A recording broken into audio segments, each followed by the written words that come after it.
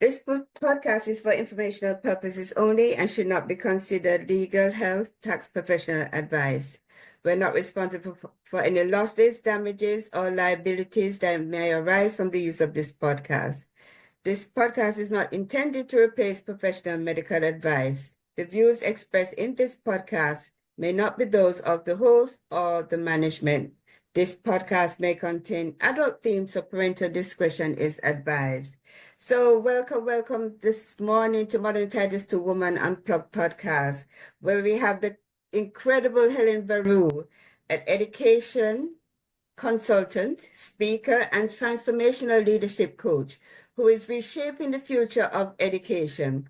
In this episode, we'll dive into the critical gaps in education, the power of character development, and why leadership training is essential for creating confident, purpose-driven young leaders. Get ready for this thought-provoking conversation. So welcome, Helen. Welcome, Helen. Thank you, Lorna, for the invite. Yes. I am grateful. I love how we connected. I feel like we have so much in common, especially with our values, who we are as people, and I'm really grateful to serve your community. So hi, everyone. Thank you for listening. Would you mind sharing with our listeners where you're calling from? I live in Qatar at the moment. I live in the Middle East. So Right. I know you live very far from me, but Yeah, I'm in Florida. Florida, but I feel it's great. The world is so wide. It's so good to connect worldwide. It's wonderful.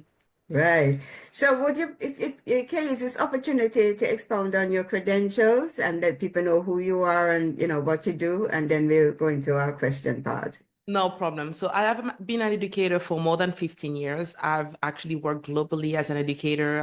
I lived in Europe.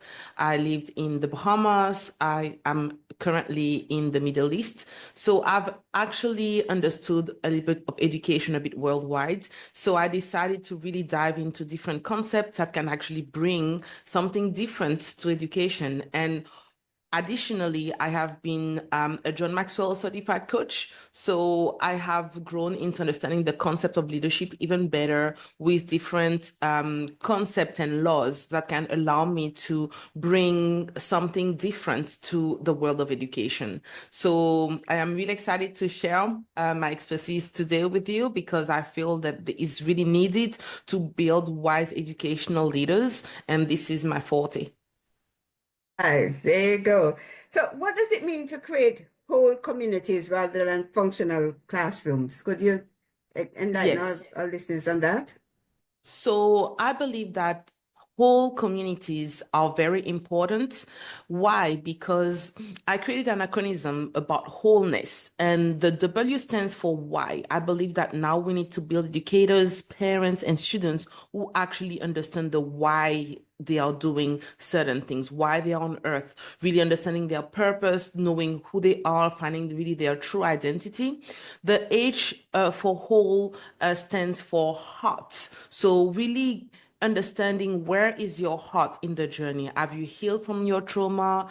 Have you understood your healing journey? I feel it is important that we help people to understand the motives of their heart and how they can actually grow from trauma to really building their own story of redemption and their own story of breaking the mold. So the O stands for open-minded. I feel like it's important that we have a growth mindset, that people are willing to learn and willing to grow into understanding what they need to learn new to go in a higher level in their life. The L stands for leveraging their gift, knowing their passion, and really leveraging like the different gifts that they have in their life. I feel like people don't know that they have different gifts. They only focus on one part of their life. But when you leverage the different parts of your identity, you're able to actually be more fulfilled.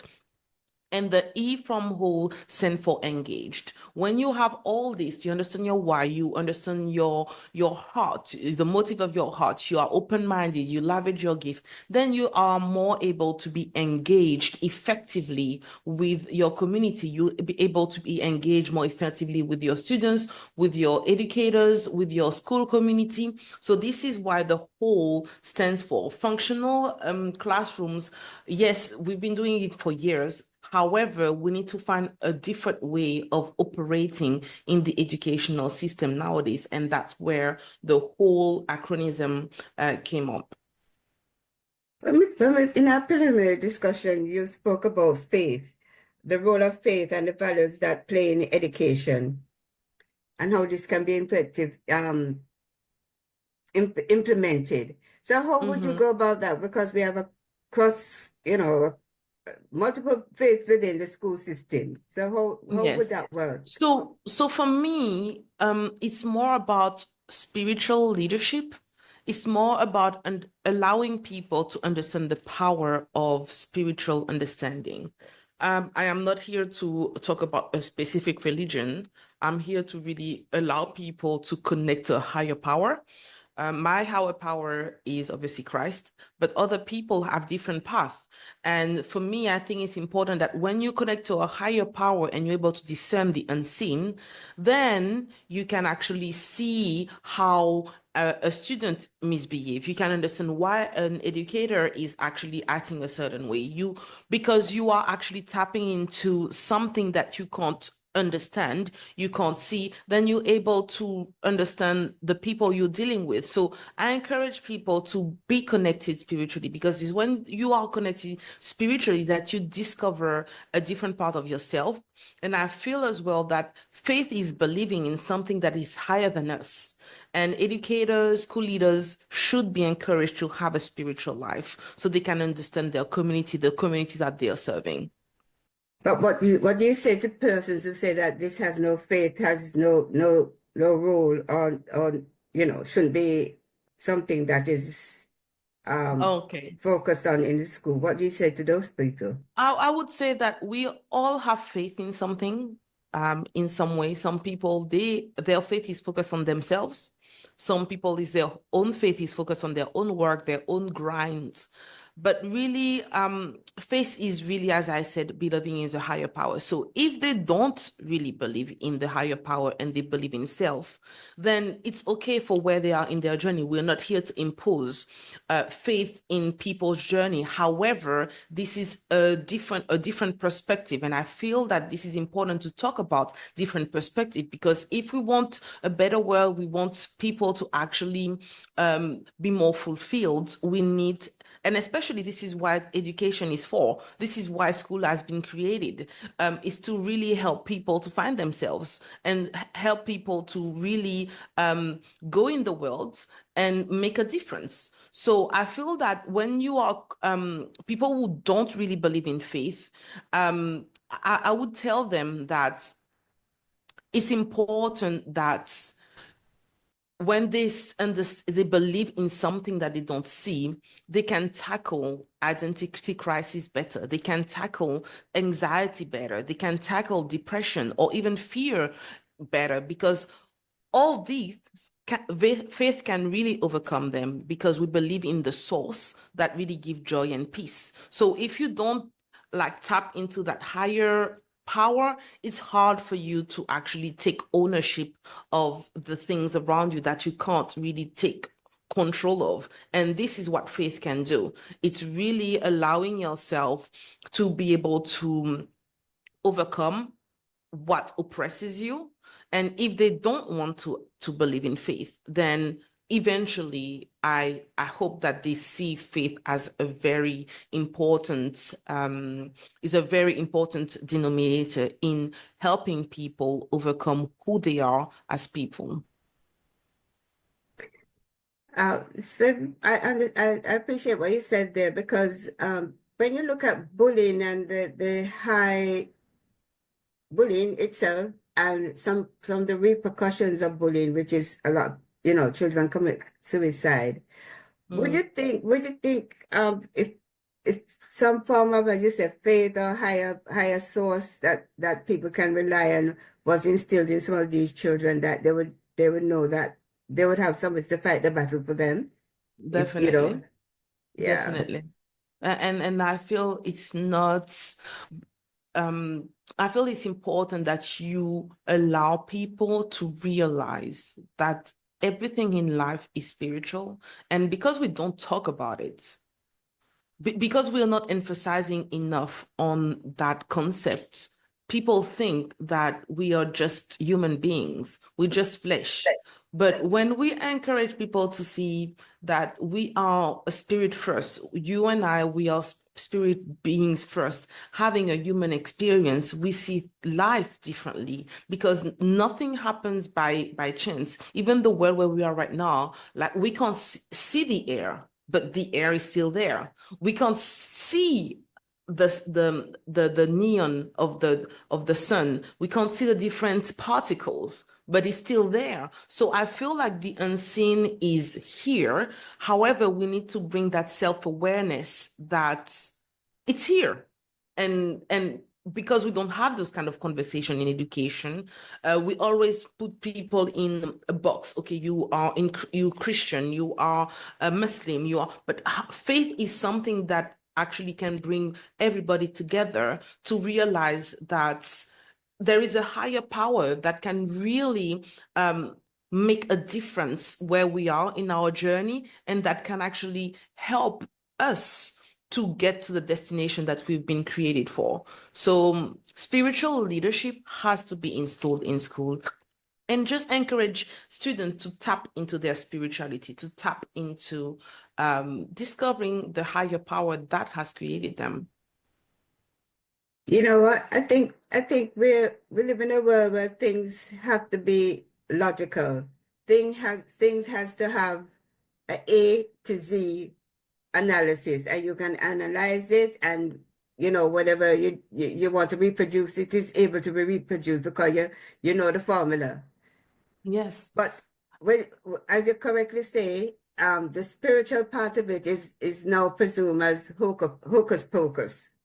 Something that people don't want to talk about. Oh, that's you know that's satanic. That's whatever they want to put to it, because people tend to be afraid and put negative connotations to things that they don't understand. Mm. And Yeah, they associate spiritual with Christianity or religion, which is not really the case. It's about understanding that there is something greater.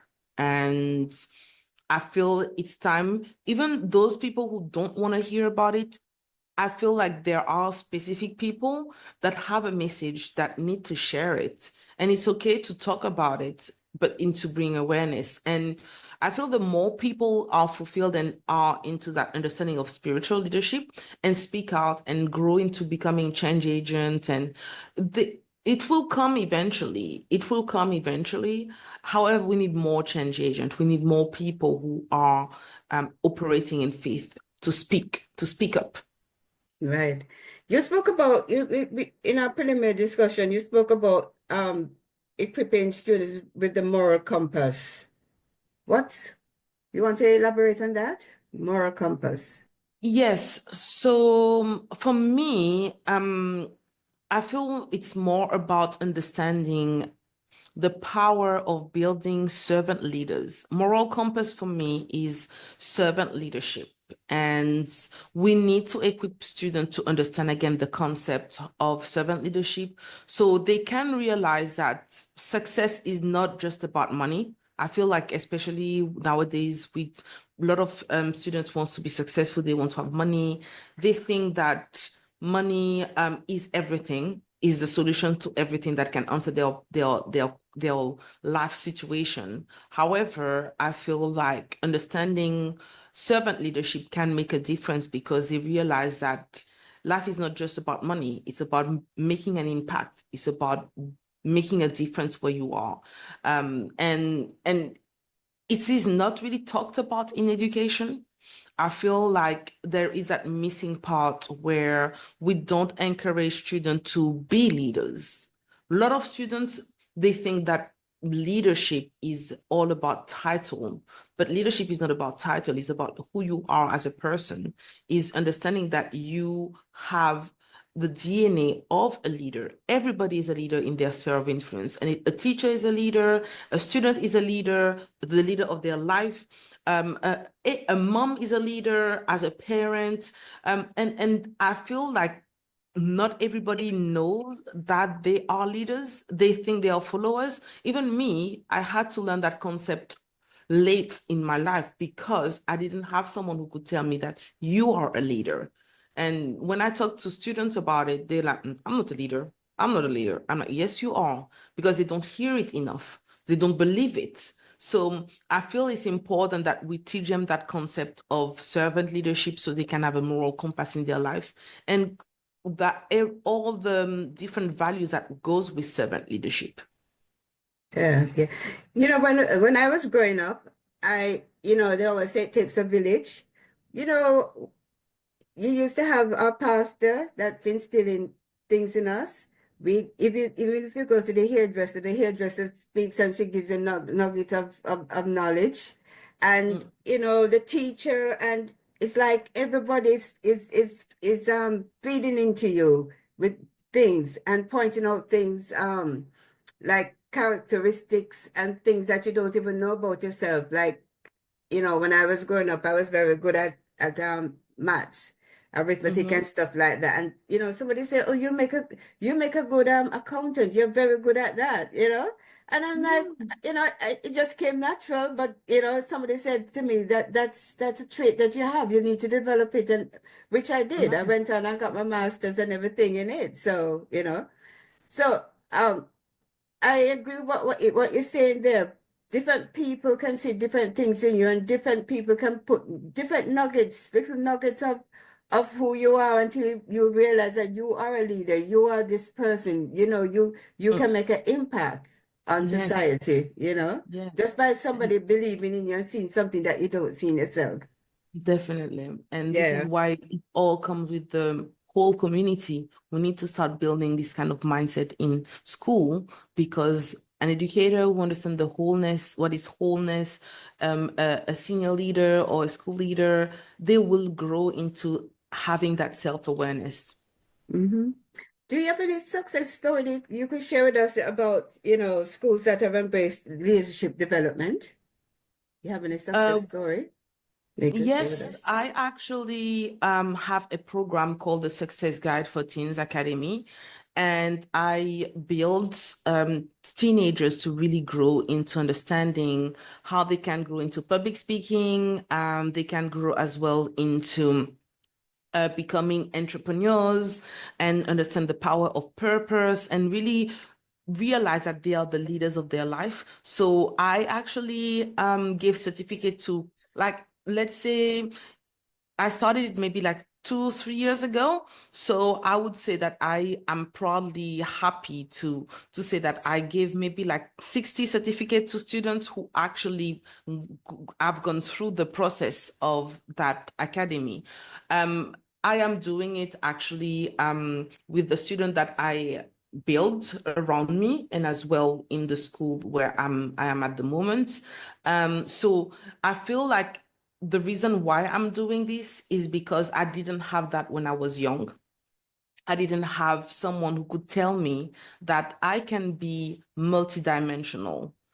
I didn't have someone who could tell me that I could realize my life, the life that I was created for. I didn't have someone who could tell me that I had a purpose. It's until later that I realized that I matter and I have been created for something bigger. So I created this program to give them the chance to hear about all these concepts that can change and transform their life. So wherever they go, they keep it, because I feel that we undermine it.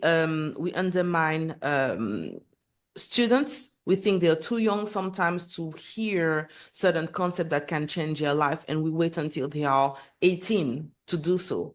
But I feel that the younger you do it, the better it is, because teenagers or students are like sponges. You just need to give them what they need, and they will grow with it eventually, and they will use it alongside with what you have given them.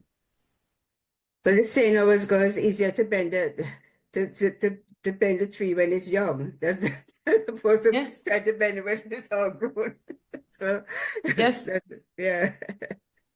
Yes, So and it's important that we train them like that. And the hardest part as well is that sometimes their parents or their carers don't have those notions as well in their life. So when they go to school, they're looking for that answer for themselves. And school is supposed to be that place. Education is supposed to be that place where they find these answers to build their life effectively. it's what you said there is very profound because I know a number of persons in the educational system. In fact, in my family, every generation has an educator or two. So we've always Okay. had educators, yes, we all and one of the things that is being said is that a lot of basic things that the children supposed to be learning at home is not being taught. And they have to, when they come to school, they have to be teaching them basic skills, you know? Mm. Yes, Yeah. it's so And that's the needed. It's side so that needed. yeah, the parents are leaving too much on the teachers to do. I don't know because Yeah. both parents are now working. It wasn't like in my time when my mom was a stay-at-home mom. So we had always had somebody there to help us with our homework or something, as opposed Mm. to everybody's working tired, coming in and basically have time to put the meal on the table, you know what I mean? So, Mm. yeah, so, Yes, yes, just talking I about think that. it's important. Yes. Yeah. So, one, I know that sometimes when I have to help my grandson with his homework, I'm like, I mean, I'm good at maths, I'm good at arithmetic and stuff like that. And sometimes when he brings his stuff to me and I can do it, and he says, "No, Grandma, that don't it's not supposed to be done like that." And he showed me some weird stuff that they're doing now. And I'm like, Wow. so what are some of the biggest challenges parents face in supporting their children in education? Because I know some of the things have changed drastically where you do things, So how, what are some of the challenges you have come across that parents are experiencing in trying to support the child in school? Yes. So I believe that anyway, education is not just academic. I feel like sometimes we emphasize a lot on grades when you see the big picture and you understand that people have been creating for a reason and a purpose. Education is there to actually help us to enhance the gift that we have been given in our life. And what happened is that we go into that system that shape us, then mold our mindset to encourage people to have amazing grades, which is in some extent good. However, it's not the only thing. So I feel that parents really now really deal with kids who suffer from lack of identity. Identity crisis nowadays is a big thing. Um, Students really don't know who they are. And this is why they end up following social media, they end up following people, because again, leadership is not being taught in school, leadership is not being taught at home. Parents are as well suffering from identity crisis. So it's all like a cycle. And if you don't have someone who is a spiritual leader and who understand all this and how to break this, it's hard. It's really hard to really break the cycle. So my heart desire is to really encourage parents to train their kids to grow into finding their true self, their true identity. And another thing, as I feel as well, that parents are suffering from with in terms of education is helping their kids to have a vision. A lot of kids don't know what they want to do in life. I was one of them anyway, because we are not being taught to have a bigger picture of our lives. And this is the thing, we end up going somewhere by accident? Well, I feel it's not by accident because it's part of our journey. However, we could have done something different if we had some more guidance to get to where we're supposed to be. So I feel like, for example, even me, when I was young, I never knew what I wanted to do. But I feel that a lot of teenagers don't know what they want to do because they are entrepreneurs. When you don't know what you want to do in life and you don't know how to do it, you are an entrepreneur. Simple. But now we are not being trained to develop that gift of entrepreneurship because our family, our surrounding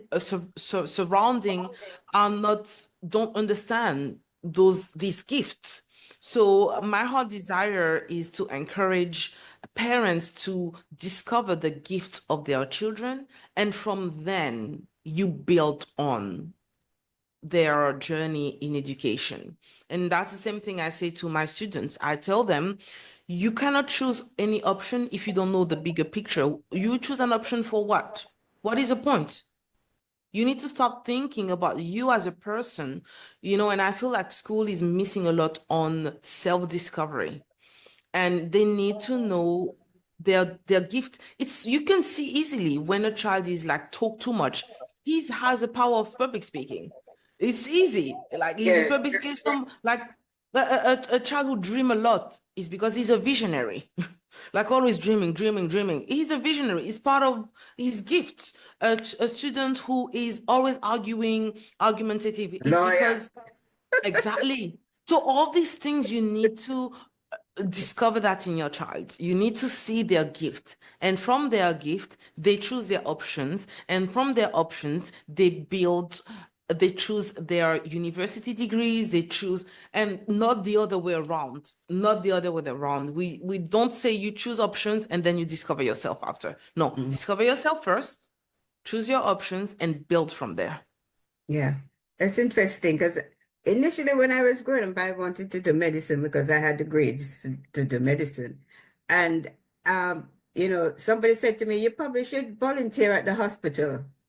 And I took the summer and I volunteered and I said, nope, nope, this is not for me. I came home, I just absorbed all the illness that everybody had. I started my eyes used to hurt me when I went to, Wow. and I was too emotional, it was too emotional for some of the Yes. illnesses. And I know that wasn't for me. I don't, Yes. yeah, so I had I to, love that. I love how when you say you went into volunteering, even yeah. that, so many parents don't do that volunteering Oh, yes, and you had to volunteer.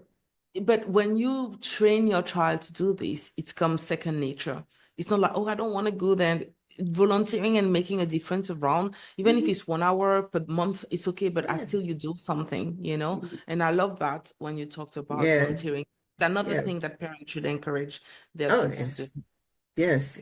Yeah. And that's and sometimes you find a lot of that in the church environment when you're in a church, you either go to church because my grandmother used to clean the church. Mm, She wasn't,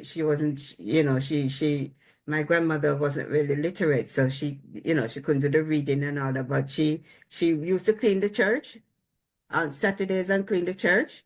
And she did it until she was 100 and something. And then she stopped. She couldn't manage it. And then she paid somebody to do it. So, yeah. she made it her lifelong journey to do whatever she knew she was good at. I love it. I love it. And everything in life is about seeds. The seed you plant, not maybe you will reap it, but your kids will reap it eventually. All And right. On me. and Yeah. and this is what your grandmother did. Look, Yeah. your life, even your children, they reap what she actually sowed because it's part of Yes. you. Yes, yes, that's so true.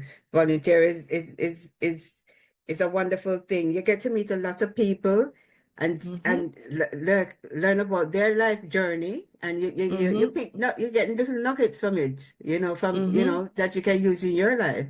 So I always encourage them to go and volunteer. See how other people live. See how other people survive off nothing. So Mm-hmm. when you complain about, I don't have any ketchup to put on these fries. Some people don't have the fries to put the fries to eat. It's And you yes, complain about the ketchup. You it's know what so I mean? true. Yeah, So true, yeah, Lorna, so true. yeah, yeah. So let's talk a little about emotional intelligence. What role does emotional intelligence play in parent-child relationship? You want to talk about that a little bit? Yes, so I feel that emotional intelligence is directly linked to healing. The way your healing is directly connected to the way you exchange with people. And when you are connected to your own emotion, then you're able to connect with your children emotion. And you're able to actually see the nonverbal and see the verbal as well. And I feel that emotional intelligence, it brings all that in a parent, that part where you're so connected to yourself that you're able to um see what is going on with your child, and you're able to heal them through your words. I feel like even me, I had to go through this in my life. How I present my message, the tone and the way that I use to communicate, to exchange with people. I've always had in seen around me people maybe shout or just um, give actually give their I would say their opinion in a very aggressive way, I would say. So I had to heal myself and realize, okay, what do I want to communicate better? How do I want my message to come across? And I feel that parents are the healer, I feel, of their children. They are the one that can either heal them or that can actually destroy them in a way. And they will have to, in along the way, the child, if they have not been healed by the parents, they will have along the way to find their own healing in a way and stop the cycle. Everything in life is about a cycle, all cycles. So I feel like when a parent is emotionally intelligent, there is so much growth that can happen between him and their children, and um,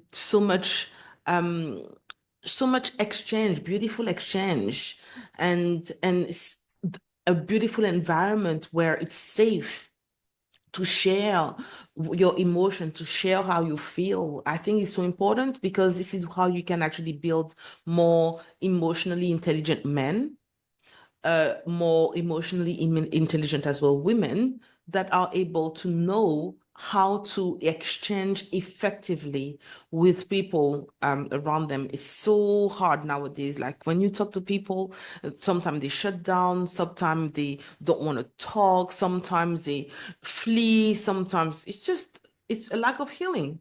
Healing. It's simple, but because they're not in the journey of self-discovery and transformation, it's hard to really Right. connect with them in a way.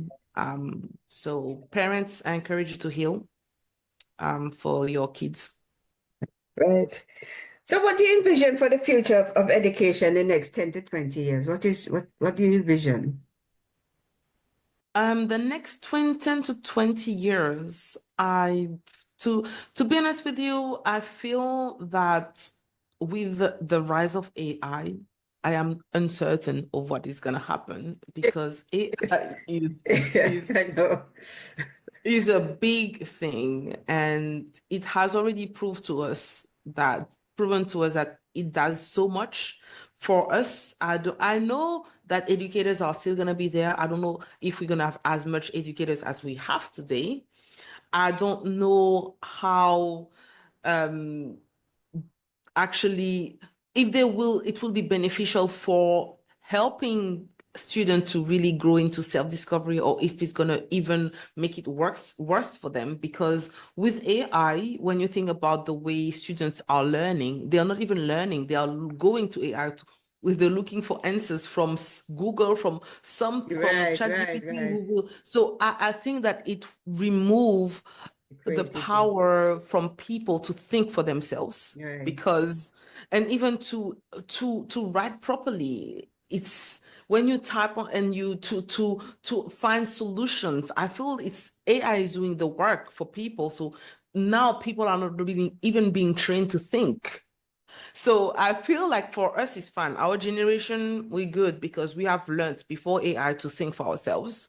Even that it was even harder. But this next generation, if parents are not, as I say, spiritual, and really don't tap into understanding how they can bring out the purpose, the gift of their kids, and they don't maneuver in this new economy, it's gonna be a different ball game for people. That AI thing there, because I was reading an article where the AI was they had some cases and they had humans coming up with the case and strategizing and all that. And they Yeah. compared it with the AI, and the AI had basically won the case. Wow. Wow. And even in This is medicine too, crazy. they use the X-rays and other thing, and the AI was able to spot things that the doctor wasn't able to spot. Wow. So it's The interesting. I like to read up on it. I like to read up. Yeah, I feel like it's not, we shouldn't dismiss AI. We shouldn't be like, no, We we don't we can't. we can't It's do that. everywhere. But we need to grow and be open-minded to Yeah. learn that how we can use AI effectively in our everyday life and still become who we've been created for. Because at the end of the day, we want to build a society with responsible citizens. We want to build a society of leaders who will eventually be able to make decisions to help others, not just the world organization that, you know, suffocates people, that Right. create capitalism. We want Hmm. people who are in faith. My heart is that people in faith who rise up, who become change agents, and who run with the vision that the Creator has given to them so they can make a difference and save the people that they have been entrusted to. But it's interesting you say that, because a lot of persons with this faith base and spirituality don't enter into situations that they can be the change that they want to see. They don't enter there. So we have all the people, all these other people that we don't want, we're not really interested in the values that they bring, who are being put to lead us, and Mm, in different categories. Even if you look at in the movie industry there, you hardly find a lot of faith-based people putting out these movies and all of that. But then again, we complain that, we're seeing all kind of stuff that we don't want our children to really listen to and to see. But we don't mm, have the people who are faith-based enter into these industry that they can make the change that we want yes, to see. So that's but one of the problems too. Yeah. yeah, but that's Yeah. when we are aware of where we are, we need to encourage this even more. Just speak and doing it. At the end of the day, you know, there is so much we can do, but what is important is that you are being fulfilled yourself and you're doing what you're supposed to do. Now, Mm-hmm. that's not our responsibility to decide whether they will do it or not. What Right. our responsibility is to bring awareness, to um, allow people to hear what it is, and then the rest is history, but it's being in place. And I feel a lot of people don't want to be in place, but it doesn't matter if we are rejected. It doesn't matter if we are cancelled. It doesn't matter. It's that we've seen what we had to say. Simple. Right. Right. Right.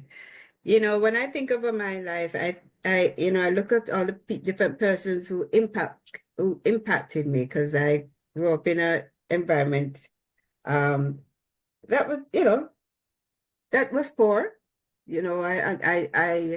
I understand what is it to have one shoes. You wear the same shoes to school, and then Sunday you make sure clean it double Wow. cleaner, and wear the same Wow. shoes to because I mean, that's how it was at the time.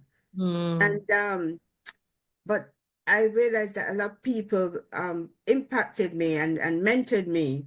And I try to mentor people myself, because I see the value that it gave me, and let me know that education is the ticket out of poverty. Education is what's gonna, to set you apart and get you out of where you don't want to be. So mm. what role does mentorship and play in shaping future leaders in the in what you're doing here? I feel like mentorship, yes, as you said, plays a big part in helping people to develop themselves. I feel, again, when we talk about mentorship, we talk about people who have done the work. And it's, as you said, it's not everybody who has done the work. It's, you need to encourage and encourage students to do what they can, and also to lead by example. I feel like the generation is about seeing what you do. And if you're not a person of integrity, of character, you don't demonstrate the right values, they won't listen to you per se, because they want to see that you are walking the talk.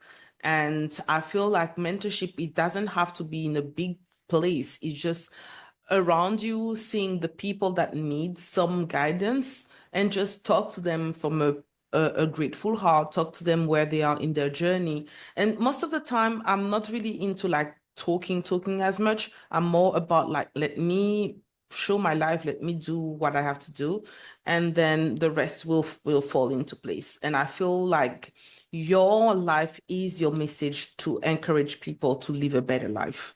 Yeah, It's simple. yes. Mentorship for me is do your life, find yourself, speak what you actually want to talk about, and you demonstrate it on a regular basis, and people will see that you're different. Mm-hmm. And with the advent of social media, half of the stuff that people put out there isn't even true. It's just a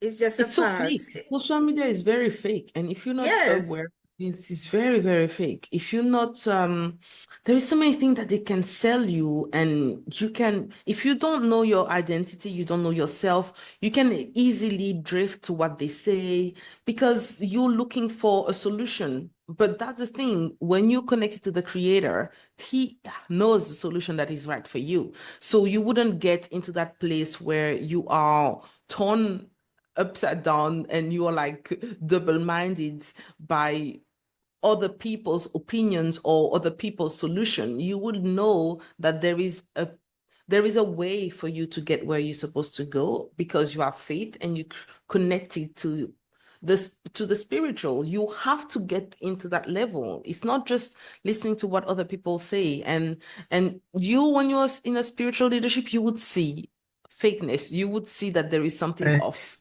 And it's only when you connect it spiritually, you will be able to discern. It's the discernment, discern what is wrong. And yeah, social media, a lot of people are not who they say they are. Yeah, yeah. In fact, I like to read.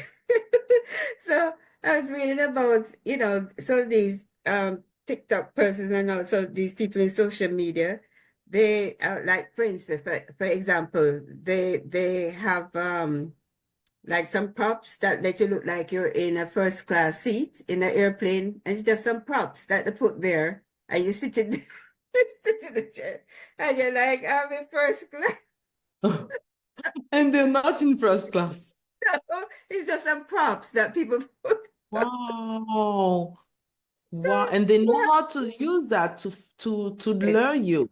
yeah. To say, well, yeah. Wow. So people go into stores and they purchase these expensive things, and then they bring them back. They just use them as a prop to, for the social media for a couple of days. Yeah. And they take it back, and people think, Yeah. oh, they're making this lot of money, and they can buy this Yeah. expensive, $10,000 purse or whatever it is. And it isn't, Yeah. it isn't it. It isn't No, it true. isn't. Everything's And just a farce. even that, like when everything is about being money, that's what I was saying. And sometimes people suffer from depression, suffer from other things that don't make them happy. And it's okay for where they are in their journey. However, again, when you connect it in the spiritual and in faith, you can overcome all of that because you have a higher power that can help you through that journey of battling mental health, and becoming a different version of yourself. So it's all about growing into wisdom. Right, Wisdom. right, right. And I was when I speaking to my children and my grandchildren, I always tell them, all these people who running after money and doing all kind of things, at the end of the day, they end up like everybody else, 6'6" with nothing. You take nothing with you. You came with nothing. You take and you go back with nothing. So Yes. what is the Yeah. point in selling your soul and doing, Yeah. stuff? Yeah. Yeah. You have to tell It's them, you speak to them like that. You have to. yes, yes. And the whole point of life is being significant, is making a difference in people's life. Whoever is in your life is making a difference and allowing people to see that we are not perfect, but we Hmm. are making progress. And I Right. feel that what we this generation don't understand is a power of patience. Patience is part of growth. Patience and determination and perseverance all is part of the journey, but people want the results fast without really going through the process and the transformation. And that's the key. That's what I love when you are a person of faith and you understand spiritual leadership, is that you understand that you are a work in progress. You understand that you will get there eventually because faith is a substance of the things hoped for and a demonstration of the things not seen. You I will see. get there eventually. Hmm. However, your growth, your personal growth is exceeding. You are becoming more wiser, you're becoming more patient, becoming more understanding. You are becoming a better version of yourself every day because you know that there is more significance in your life and you have been created for a mission, for a specific purpose that you're supposed to fulfill. But All people right. who are in that, they don't see it. Yeah, we live. I was tell my children, my grandchildren that we live in a microwave society. We Yes. want everything as a precedent, beep. That's it. But it's social media who does that, you know. Like we didn't have social media. I'm so glad we didn't have social media at my time. Like Yeah, nowadays, all this stuff is so much, too many so much. distractions. Yeah, yeah, That's the thing that parents are dealing with as well, distractions. yeah. But when you look in the Bible and you even see the journey of Joseph, look at that. I mean, people might not know, some people might not know, but if you read the journey of Joseph, um, it's powerful. It's powerful, the Yeah. different things that he went through and, all of that. So, um, anyhow, so what is the most rewarding part of your work in education and leadership? My This is the most last rewarding question. Go my ahead. most re- yeah, my most rewarding moment is to see transformation when they come with their mind is being renewed and I can see the aha moment in their life. For me, Mhm, this is the best thing ever because you could see the before and the after. Like mhm. I have trained people like people who've been working with me. I could see easily in 3 months. You need some time, obviously, to see the transformation. You need some time to change your mindset. And after 3 months, they are changed and they are doing the work themselves. You cannot, what is beautiful when you actually coach and you allow people to see the power of leadership is that people understand that they have their own journey. You cannot tell them what to do. They need to find their own transformation themselves. Yep. And when there is a self-awareness of where they are in their journey and where they want to go, and they see that they have to change first, and by them changing, they can see the change in their life. This is rewarding for me. The last question. If listeners could take away one key message from this conversation, what would it be? I would say I would encourage anyone listening to me to really become wise educational leader, to grow into wisdom. Wisdom is the principal key. It's very important because it allows you to bring to do what you've learned to actually put it together and create something even more beautiful in your life. So growing into wisdom and seeking wisdom is what will allow you to actually unlock a multi-dimensional person, the person that you were created for. Okay. So how can listeners get in touch with you and to Yes. learn more about you and how to just contact you and all of that? You can tell us here. Yes, so they can follow me on Instagram at the Keys for Success. They can join as well. Any faith-based educator, governor, senior leader, they can actually connect with me online and join my masterclass, so I can actually support them and help them to go to the next level. And my heart desire is to see more wise educational leaders in schools and in education as well. So just go on my page, Instagram page, and you will have all the link. They can subscribe as well to my YouTube channel to hear messages from experts if they want to actually build meaningful connection in their school. They want to develop leaders and as well ignite 360, the three stakeholders of their community. I would encourage them to subscribe and to join my movement. Okay, thank you so much. Thank you so much, Helen, for being part of this journey this morning. It was wonderful talking to you, and we really got a lot of important information. I know it will be impactful to all our listeners. There must be something they can take away from this conversation. So I thank you so appreciate it. much. Thank you, Lorna, for inviting me. Have a beautiful day, everyone.